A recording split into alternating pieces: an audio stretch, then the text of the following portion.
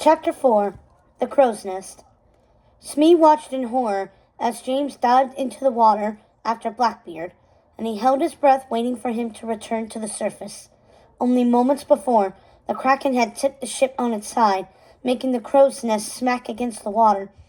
Smee was huddled inside, holding on to the mast for dear life, making himself as small as possible. Yeah? Yes. And hoping he and the ship weren't being pulled under. He felt like he was inside a cork bobbing in the water. He saw James dive into the ocean just as the ship was righted. Smee had already feared he would eventually lose James to Blackbeard. You're wrong, Mommy. But You're not wrong, because I already got one. Oh, okay. But not in this way. He had seen how much James and Blackbeard respected each other, and was sure Blackbeard was about to make him his first mate. And though it made him happy for James, he wondered what would become of their relationship.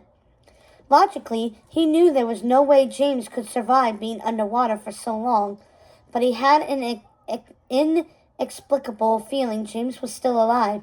Nothing about James's life was typical as far as Smee was concerned, and he seemed to have extraordinarily good luck. How else would you explain finding a position on the ship of Blackbeard, the very captain he idolized? James, of course, would never admit it, but he'd read everything he could about Blackbeard, and had made it his mission to join the pirate's crew. What strange stroke of luck lured James to that drinking hall that evening, the very place he would impress the dreaded Blackbeard himself? Now impressing the man was another story.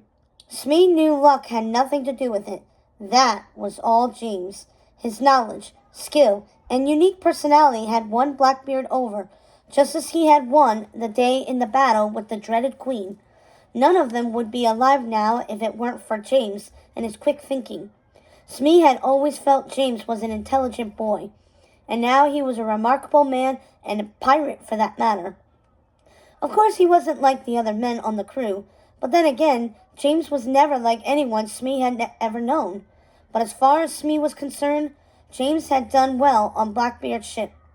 Sure, he made the occasional blunder when speaking to the men. James had a tendency to speak to people as if they didn't know what he was talking about. But there was a reason for that. One, for the most part, people weren't aware of. Smee never minded James's long-winded conversations, or that he seemed to know a lot about the subjects that inspired him. And he could talk about them for hours. Smee looked at it as the education he missed out on going into service so young. To Smee, it felt like he also went to a grand college, and he was happy to have listened to James all those years, especially on the subject of pirates. And as a result, Smee now prided himself on his pirating knowledge, and he was even prouder of James. Smee distracted himself with memories of their encounter with the dreaded Queen as he swayed in the crow's nest. The dreaded Queen was the largest ship Smee had ever seen, and on each side were rows of cannons, not to mention the Goliath of a cannon on the starboard end. This was a great beast of a cannon with the mouth of a vicious-looking siren. James made it known he didn't think attacking the dreaded Queen was a good idea, but Jukes felt they had the advantage of surprise, coming upon them at night, and the lure of treasure rumored to be hoarded on the dreaded Queen. I need one hand. All right. Could you help me? Yep, was too tempting for Blackbeard to resist. I'm coming.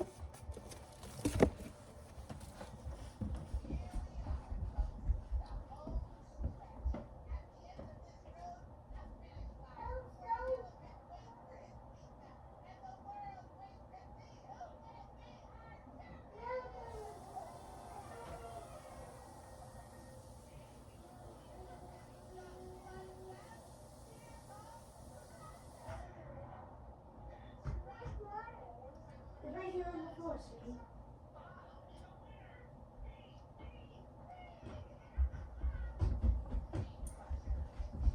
I don't want to go through Uncle Stewie. I know, we will.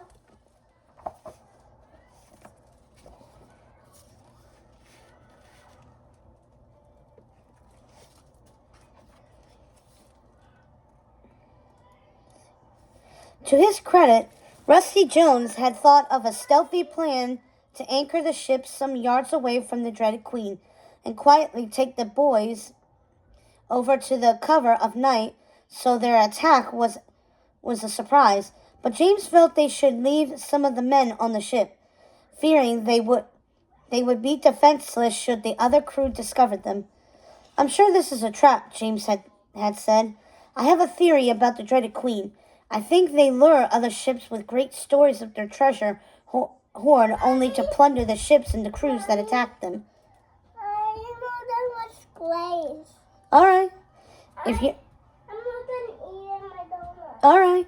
If you're afraid of joining our raiding party, then stay behind on the ship if you want, Headmaster. We don't have time for your theories, Rusty had said, sneering at James in disgust. "James has a point, Rusty," said the captain. "We need at least a few men on the ship so we can defend you and the other men should this be a trap after all." Smee knew James didn't think attacking the dreaded Queen was a good idea, but he was relieved Blackbeard agreed to keep some men aboard the Silent Wraith. "It's not a trap, Captain, I assure you, else we would have heard before now that what the dreaded Queen's crew was up to," said Rusty. And so it was decided. They would go along with Rusty's plan. The dreaded Queen was a prize Blackbeard had been after for quite some time, and it seemed to Smee there was some sort of grievance, and this attack was about more than just treasure. But then again, Smee thought there was something more to Blackbeard than his reputation would suggest. He could see how he got his notoriety. He was an impressive captain, a fierce fighter who showed no mercy to his enemies, and a master navigator. I'm going outside. All right. But he was also a good man and very intelligent. Smee was surprised how much he admired him, though once he realized how much Blackbeard and James had in common, it wasn't a surprise after all.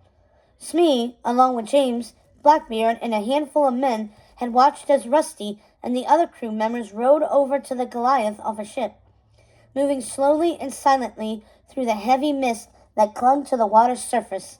Once they were about halfway there, they saw flaming harpoons streaking through the night sky like shooting stars, igniting the water that surrounded the men in their boats.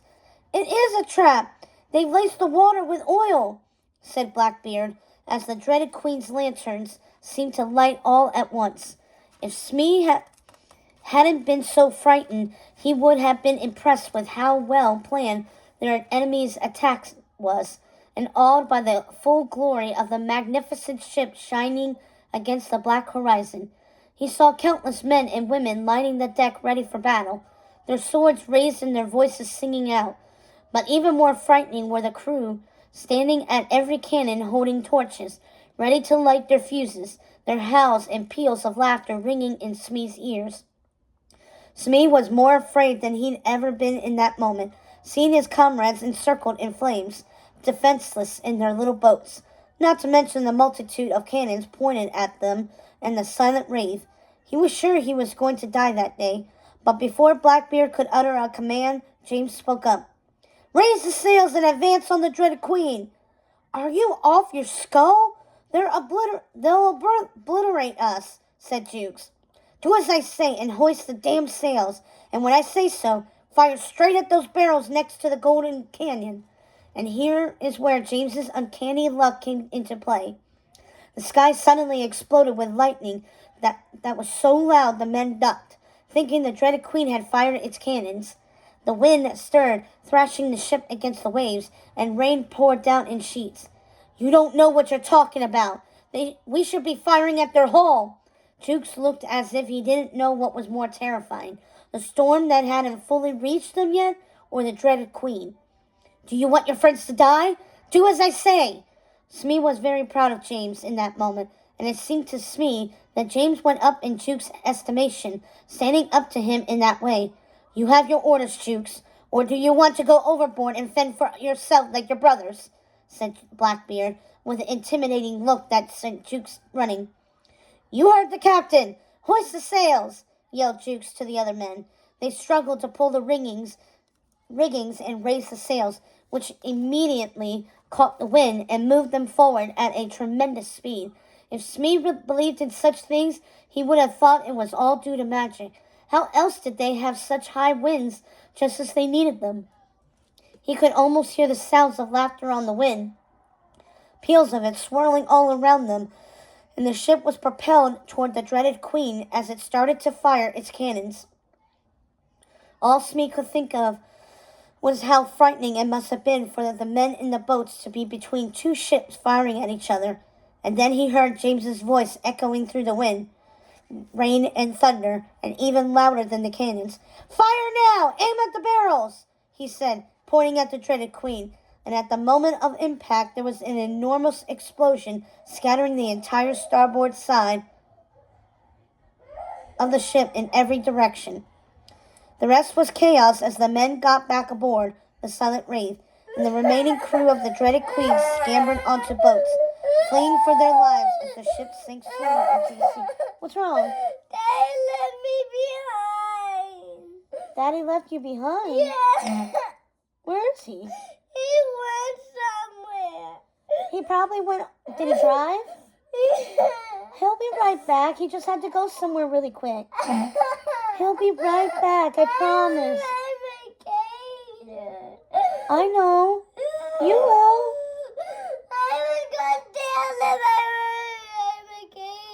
He'll be right back, I promise. He's not going anywhere. Where is he going? I think he just went for a quick ride, that's all. Is Mr. Lenny's truck still here? Yeah. Well then, he just probably took Mr. Lenny for a ride, that's all. He'll be right back. I promise. We will soon.